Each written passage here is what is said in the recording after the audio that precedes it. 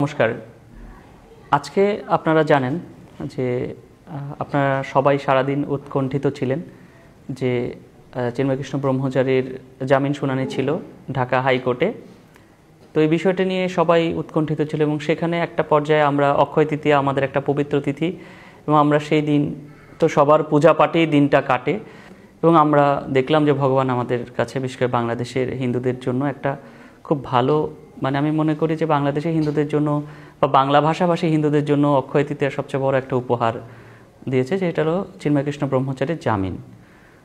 এই জামিন শোনার পরে আমরা দেখছি যে বাংলাদেশের হিন্দু সম্প্রদায় যারা অনেক দিন যাবৎ যারা একটা গুমোট পরিস্থিতিতে ছিল, যাদের মনে কোনো দুঃখ ভারাক্রান্ত অবস্থায় যারা ছিল, তাদের মনেও কিন্তু কিছুটা আনন্দ আসছে, তাদের মধ্যে আশা চলে আসছে যে না অনেক আমরা দেখতে পাচ্ছিলাম যে কিছুদিন বা এই চিন্ময় প্রভু গ্রেপ্তার পরে হিন্দু সম্প্রদায়টা এত মুষড়ে পড়েছিল যে হিন্দু সম্প্রদায়ের যে অনুষ্ঠানগুলো কিন্তু ওরকমভাবে আর এই নভেম্বরের পরে হয় নাই। আপনারা দেখবেন যে কোনো অনুষ্ঠানই হিন্দু সম্প্রদায়ের কোনো বড় পরিসরে মহোৎসব বা এগুলো হয় নাই এবং কারো মধ্যেই খুব একটা কোনো আনন্দ দেখা যায় না, সবার মধ্যে একটা নিরানন্দ ভাব।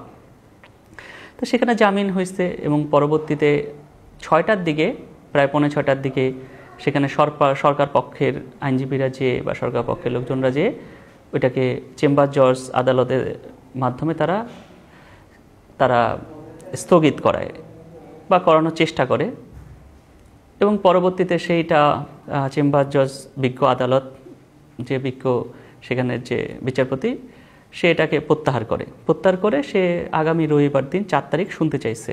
বিশেষ করে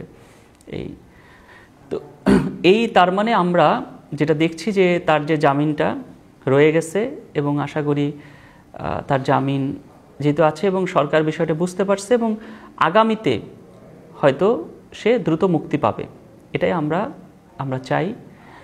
তো এই সার্বিক যে পরিস্থিতি এবং আমরা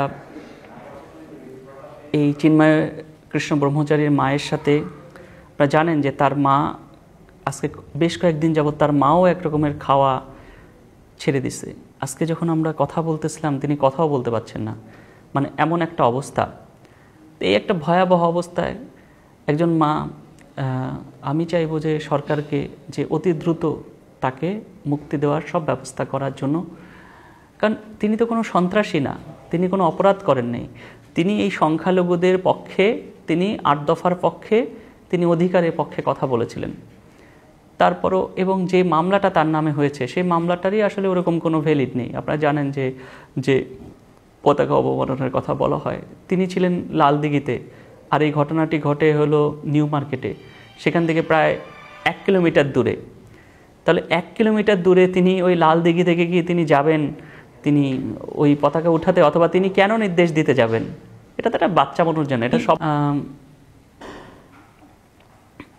তাহলে এই যে তার বিরুদ্ধে যে মামলাটি, এই মামলাটিরই কোনো ভিত্তি ওরকমভাবে নেই এবং এটা সবাই জানে এবং ওইভাবে কোনো প্রসেস মেনটেন করেই মামলাটি হয় নাই। তো যেহেতু যেই মামলাটি যথাযথ না এবং মামলাটি যে একটা ভুয়া মামলা সেটা সবাই জানে, সবাই বোঝে। তো সব কিছু মিলে আমরা চাইব যে চিন্ময় কৃষ্ণ ব্রহ্মচারীকে অতি দ্রুত মুক্তি দেওয়া হোক এবং এই বাংলাদেশের একটা বিশাল অংশের একটা সংখ্যালঘু জনগোষ্ঠী এই চিন্ময় কৃষ্ণ দাস ব্রহ্মচারীর মুক্তির দিকে তাকিয়ে আছে। তো সরকারেরও উচিত সেই দিকে একটু দৃষ্টি দেওয়া, যে এই বিশাল একটা অংশের মানুষ তাদেরও কিন্তু তাদের চাওয়া তো কিন্তু তারা কি চায় আমরা তাদের ট্যাগিং দিয়ে দূরে সরাই দিতে পারি হয়তো, কিন্তু আমরা যদি চিন্তা করি যে না এই মানুষগুলোর আমি মন জয় করতে চাই, এই সংখ্যালঘু এই যে সংখ্যালঘু প্রায় 3 কোটি মানুষ আছে, এই মানুষগুলোর যদি মনের চাওয়া আমরা বুঝতে চাই তাহলে কিন্তু বুঝতে পারবো, তাদের দিকে তাকালে, তাদের সাথে কথা বললে এবং এই সংখ্যালঘু সম্প্রদায়ের কেউ যদি ফেসবুকগুলোর দিকে তাকালে পরেও বুঝতে পারবে যে সংখ্যালঘু সম্প্রদায়ের মধ্যে চিন্ময়কৃষ্ণ ব্রহ্মচারী কী পরিমাণে জনপ্রিয়। আমি চাইব, যেটা আমরা বারবারই বলতেছি, যে তার মুক্তি দেওয়া এবং এই মুক্তির পেছনে বিশেষ করে এই জামিন শুনানিতে এই যে তাকে যে জামিন দেওয়া হয়েছে, জামিনের আদেশ দেওয়া হয়েছে, এটার জন্য আমি ধন্যবাদ জানাই। অনেক সাধু সন্তরা কাজ করেছে। চিন্ময়কৃষ্ণ ব্রহ্মচারী গ্রেপ্তারের পরে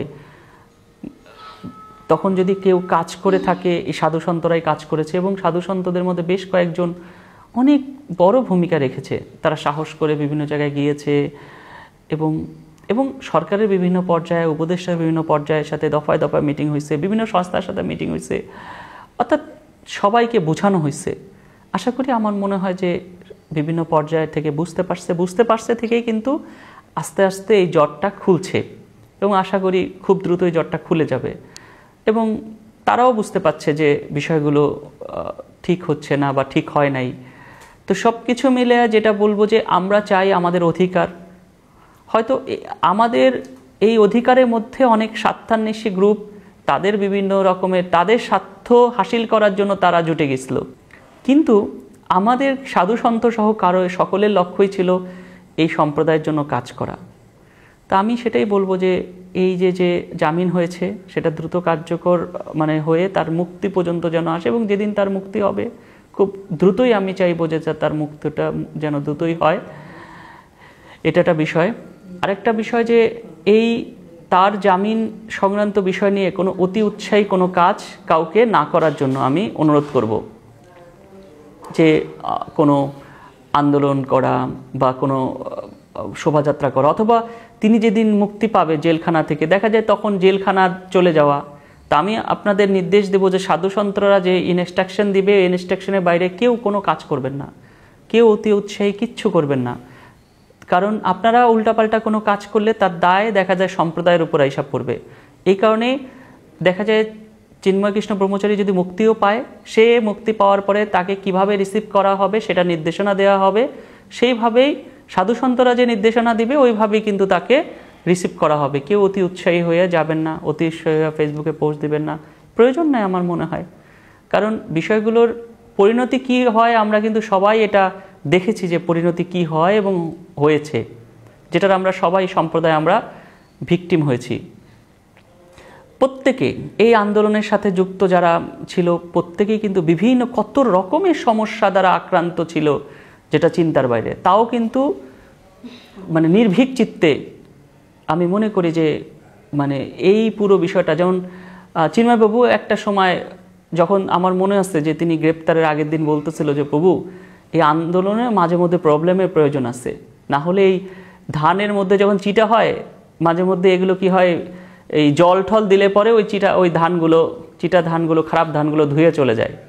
তো এরকম এই ধানগুলো ধুয়ে চলে যাওয়ারও প্রয়োজন আছে। তা আমরা কিন্তু আমাদের বুঝতে পেরেছি যে এই আন্দোলন সংগ্রামে কারা আছে কারা নাই।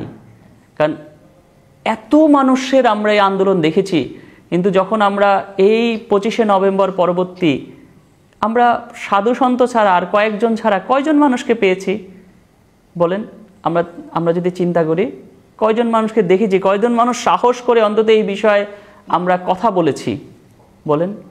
তো এই কারণে বাস্তবতা আলাদা জিনিস। আমি শুধু এই কথাটাই বলবো যে সেই বাস্তবতার প্রেক্ষাপটে আপনারা যেটাই হবে, যেমন আমরা চাইবো যে কোনো রাষ্ট্রযন্ত্র বা প্রশাসনের সাথে কোনো ফ্র্যাকশন না, আমরা চাই তারাও বুঝুক, তাদেরকে সাথে নিয়ে আমরা আমাদের সম্প্রদায়ের অধিকার বা তাদের বুঝেই আমরা আমাদের অধিকার, এমন না যে তাদের সাথে দালালি করা, কিন্তু তাদেরকে বুঝেই আমরা আমাদের অধিকারকে আদায় করতে চাই।